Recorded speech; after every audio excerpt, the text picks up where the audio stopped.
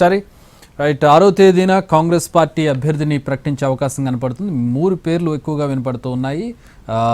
నవీన్ యాదవ్, అలాగే బొంతు రామ్మోహన్, అలాగే సిఎన్ రెడ్డి, 3 పేర్లు వినబడుతున్నాయి. 3 నుంచి అధిష్టానం ఎవరిని చూజ్ చేసుకుంటుంది అనేది ఇక్కడ ఆసక్తికరంగా మారింది. ఇక బీజేపీ ఆఫీస్కి వెళ్దాం. బీజేపీ ఆఫీస్లో మా ప్రతినిధి మహేష్ జాయిన్ అవుతూ ఉన్నారు. మహేష్, ఇటు అధికార పార్టీ అటు ప్రతిపక్ష పార్టీ ఉన్నాయి. బీజేపీ చాలా కీలకంగా మారింది. అంటే హైదరాబాద్లో పట్టున్నటువంటి పార్టీ బీజేపీ. మిగతా రూరల్ ఏరియా కంటే కూడా హైదరాబాద్లో బీజేపీకి గట్టి పట్టుంది. సో జూబ్లీ హిల్స్ విషయంలో బీజేపీ ఎట్లాంటి కసరత్తు చేస్తోంది, ఎట్లాంటి ఈక్వేషన్స్ చూస్తోంది ప్రధానంగా గెలుపుకు సంబంధించి? చక్రి, జూబ్లీ హిల్స్ నియోజకవర్గానికి సంబంధించినంత వరకు బీజేపీ తన యాక్టివిటీని ఎప్పటి నుంచో మొదలుపెట్టిందని చెప్పొచ్చు. గత కొన్ని రోజుల క్రితమే బీజేపీ బూతుల వారీగా అదేవిధంగా డివిజన్ల వారీగా ఇన్ఛార్జ్లను నియమించింది. ఏదైతే సికింద్రాబాద్ పార్లమెంటు పరిధిలోకి జూబ్లీ హిల్స్ నియోజకవర్గం అసెంబ్లీ నియోజకవర్గం వస్తుంది. సికింద్రాబాద్ పార్లమెంటు నియోజకవర్గం నుంచి కేంద్ర మంత్రి కిషన్ రెడ్డి ప్రాతినిధ్యం వహిస్తున్నటువంటి నేపథ్యంలో ఆయనే దానిపైన ప్రత్యేకమైనటువంటి శ్రద్ధ పెట్టారు. అక్కడ ఇన్ఛార్జ్లను నియమించారు. రెగ్యులర్గా వారితో సమావేశాలు సమీక్షలు నిర్వహిస్తున్నారు.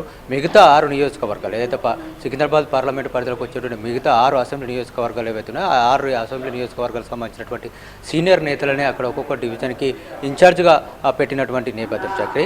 అదేవిధంగా బీజేపీ ఇప్పటికే రాష్ట్ర స్థాయిలో ఒక మానిటరింగ్ కమిటీని కూడా వేయడం జరిగింది. దీంట్లో ఈ కమిటీలో BJLP deputy leader Payal Shankar, అదేవిధంగా ఎంపీ రఘునందన్ రావుతో పాటు మరొక 3 నేతల్ని కూడా అందులో పెట్టడం జరిగింది. వాళ్ళు మానిటరింగ్ కమిటీ రెగ్యులర్గా అక్కడ జరుగుతున్నటువంటి నియోజకవర్గంలో జరుగుతున్నటువంటి యాక్టివిటీస్ పైన సమీక్షలు నిర్వహిస్తున్నటువంటి పరిస్థితి.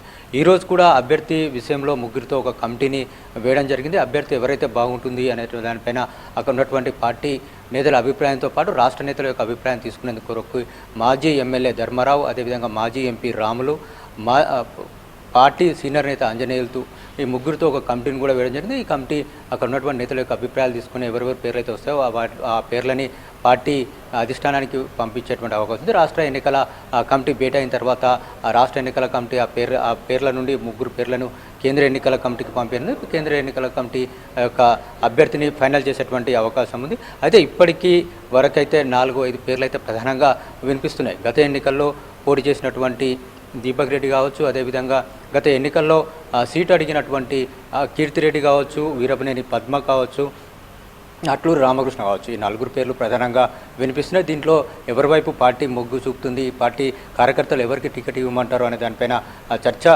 జరుగుతున్నటువంటి నేపథ్యం. మొత్తానికైతే జూబ్లీ హిల్స్ ఎన్నికలో గెలిచి తమ యొక్క సత్తా చాటాలనేటువంటి అభిప్రాయంతో బీజేపీ ఉంది. అటు కిషన్ రెడ్డికి కానీ ఇటు బీజేపీ రాష్ట్ర అధ్యక్షుడు రామచంద్రరావుకి కూడా ఆయన పార్టీ అధ్యక్ష బాధ్యతలు చేపట్టిన తర్వాత మొదటి ఉప ఎన్నిక జరగబోతున్నటువంటి నేపథ్యంలో అది ఆయనకు ఒక సవాల్గా కూడా భావించవచ్చు.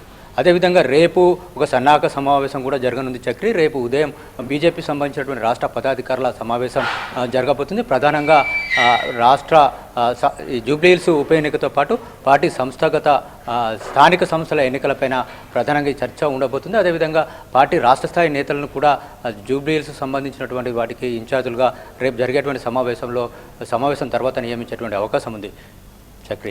All right, thanks for the updates.